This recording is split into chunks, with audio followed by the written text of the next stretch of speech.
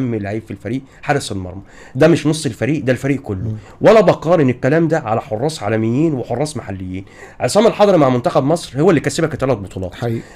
عالميا. كورتوا، ريال مدريد بالنسبه لي هو كورتوا، ما فيش كورتوا والله العظيم ريال مدريد لا هيكسب دوري ابطال اوروبا ولا هيكسب. لعب قدام ليفربول الماتش يخلص 7 خلاه 1-0 بسببه، وكان ممكن الماتش يخلص 1-1. قدام برشلونه يقول لك ايه ده خسر، دخل فيه 5 تجوان ومنع 10 تجوان. هو بالنسبه لي فريق. وقبل كده كان بوفون ونوير والناس دي. دلوقتي محمد الشناوي مع الاهلي انا ليا راي فيه، مع احترامي ليه والكلام والناس اللي بتتكلم، طالع مع الطالعين نازل مع النازلين.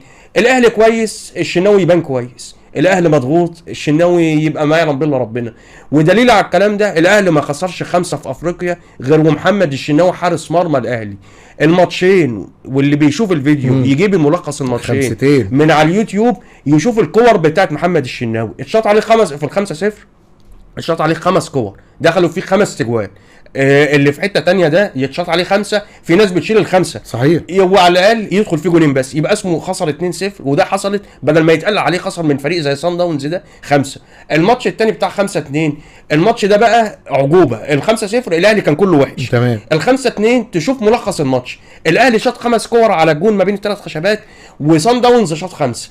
ال5 دخلوا في الشناوي وال5 اللي اتشاطوا على صن داونز دخل في حارس بتاعهم اللي هو الممتاز ده جونين وصد 3 كور. مظبوط. فالماتش طلع ايه؟ يبقى الاهلي ابو 5. يعني انت شايف ان مستوى الشناوي هو اللي وقع دلوقتي، ولا اصلا الشناوي كان عالي لان الاهلي كان عالي؟ هو كان عالي لان الاهلي عالي. هو حارس كويس مش الحارس الموهبه الرهيبه. انا دايما بقول كده، هو حارس جيد بس مستواه زاد لما راح مع الاهلي. معلش انت بتلعب مع الاهلي قدامك خط دفاع قوي مهما كان وقدامك جماهير والكلام ده طبيعي اللي انت هتعلى في الريتم معاه. بس هو كان طلوعه مرتبط بالاهلي، لكن لما الاهلي كان محتاجه ان هو يقف معاه ما كانش بيلاقيه. نهائيات افريقيا، نهائي القرن، الكره كانت صد رده ما بين الاهلي والزمالك، لا الزمالك كان مستحوذ ولا الكلام ده الاهلي كمان راح ب3 كور. هو طلع عليه بكورتين، كوره دخلت فيه جون والثانيه جت في العارضه بتاعت زيزو. النهائي اللي بعده الاهلي كان من قوته مخلص ماتش النهائي قبل ما يبدا.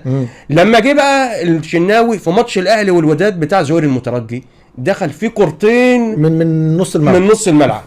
هو يقول لك الماتش صعب خلاص ما بتلاقيهوش، لكن عصام الحضري كان بينزل قدام دروجبا وايتو بتلاقيه كوينتا شد في شعره كل الناس اتجننت منه تمام. لكن هو الشناوي مش موجود. ماتشات في الدوري قدام بيراميدز عايز يرقص تاخد منه الدوري ضاع.